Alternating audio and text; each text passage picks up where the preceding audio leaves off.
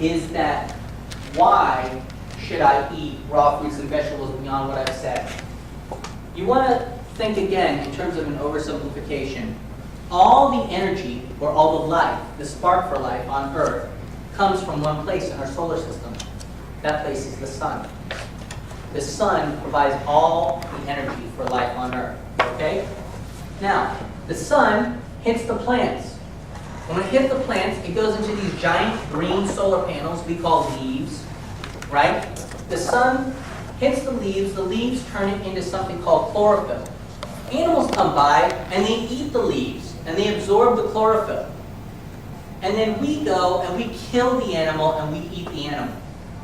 We are fourth on the food chain in terms of getting energy from the sun. Now, because they haven't invented the machine yet that turns me into a solar panel so that I can go to Cocoa Beach and lay out in the sun and get nutrition, then why not just cut out the middleman?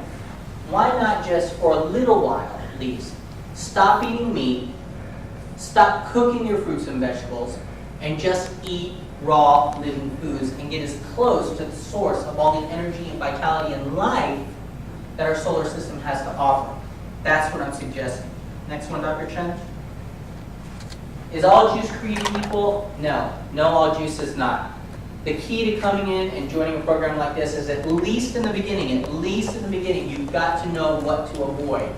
You've got to know what fruits and vegetables aren't going to serve you. More than even you need to know what fruits and vegetables are going to serve you. I'm going to share with you the base of the juice. The base of the juice in the first 21 days is it's apple, it's ginger, and it's lemon. Apple, ginger, and lemon, okay? What you add after that is kind of up to you. But there's a specific reason for apple, ginger, and lemon. Apple contains an acid in it called malic acid. That acid alkalizes inside your body and softens your tissues. The old axiom, an apple a day keeps the doctor away, was largely due to the malic acid content. Ginger helps to purify the blood, and lemon helps to get rid of fat by helping to dissolve liquids. Now, is it incredibly super necessary and absolute must that you have all three of these components in your juice? No, it's not. It's a variable program. These are just guidelines that have been found to help you on your journey when you want to lose weight quickly. If one of these components is a deal breaker, guess what I'm going to say? Don't eat it. Don't drink it. It's more important that you get solid nutrition, solid quote unquote, solid nutrition from liquids, then make sure you ingest some type of fruit or vegetable that you can't stand and detest. Because if you are constantly drinking something that you can't stand or detest, you're going to drop out of the program. Now, why are we drinking instead of eating? Well, number one, like I said earlier, eating 5 pounds of broccoli it sounds like horrible, really. I don't even need to tell you why. It just sounds awful. When you juice, a number of interesting things happen. One of the things you want to remember is that as humans, as people, we're liquiditarians. We're designed to live on liquids, not on solids. Now, we're mostly designed to live on fruits and vegetables. How do I know that? Because there's nothing in our physiology that suggests we're supposed to be meat eaters. We don't have fangs, as cool as I think as that would look. We don't have an oversized mandible and maxilla designed for gripping, ripping, tearing, and swallowing. We don't have an enormous digestive system designed to assimilate meat. Now, we were created to be able to survive on meat. We're created to be able to survive on almost anything we eat. But survival and really living at your highest level are two different things. And what I want you to do when you drink juice is to live on the highest level. So, anybody on Thanksgiving fall asleep after they eat a Thanksgiving meal? Of course, absolutely. You're going to say, or you'll hear somebody say, well, it's because of the tryptophan in the turkey. The tryptophan makes you tired. It's absolutely true. Tryptophan does make you tired. In addition to that, turkey is very hard for you to digest. As a matter of fact, your body, when you digest any food, but especially something like turkey, you have to give energy to break that food apart. You have to supply energy to break that food apart. Now, of the 100% energy that you have during the day. You have energy to breathe. You have energy to walk around. You have energy to live throughout your day. You have to shut down certain systems or percentages of systems in order for your digestive system to turn on and break down all of this solid food. The number one system that your body is going to shut down when you eat solid food is your immune system. Now, if there's a bacteria, a pathogen, a virus, or something that wants to hurt you in that food, and you shut down your immune system, its ability to gain hold of you increases dramatically. Now, one of the things that I'm going to caution against over and over and over again is something called parasites. Let's say somebody's 30 pounds overweight. They want to lose 30 pounds, right? Well, when I ask that person, how much of that 30 pounds do you think is fat? They usually say, all of it. All of it's fat. No, it isn't.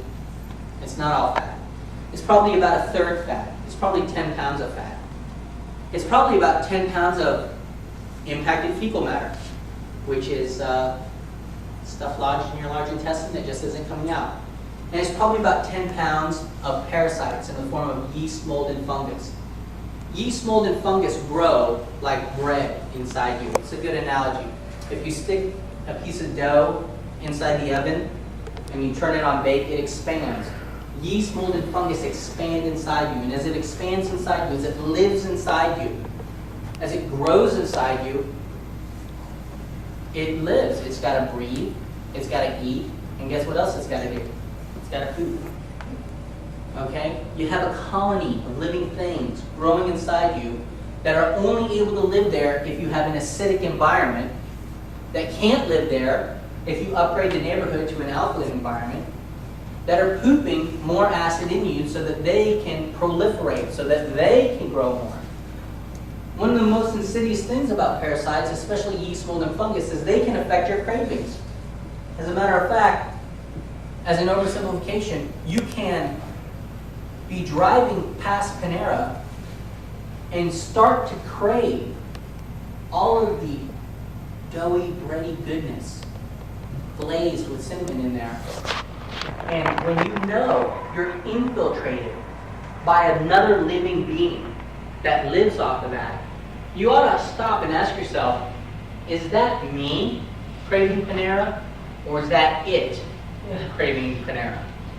Because there's an it living inside of you. So, if you want to, number one, give your digestive system a break and allow your other systems to come back on and do what they're supposed to do, which is to help you stay healthy, then you could do that through juice. Now, if you ate a 5-pound bowl of broccoli, you'd probably get about this much juice out of it, okay? You'd probably get about this much juice. You're going to be hungry, and you're going to be miserable, and you're going to hate my guts, all right? What I'm suggesting is juicing broad-spectrum fruits and vegetables about a half gallon to a gallon a day to shut down your digestive system so that the rest of the systems can help you to heal faster. And by healing, you're alkalizing, and by alkalizing, you're losing weight. Now, how come you don't have to exercise 3 hours a day when you're on this program? Is it because of caloric restriction? No.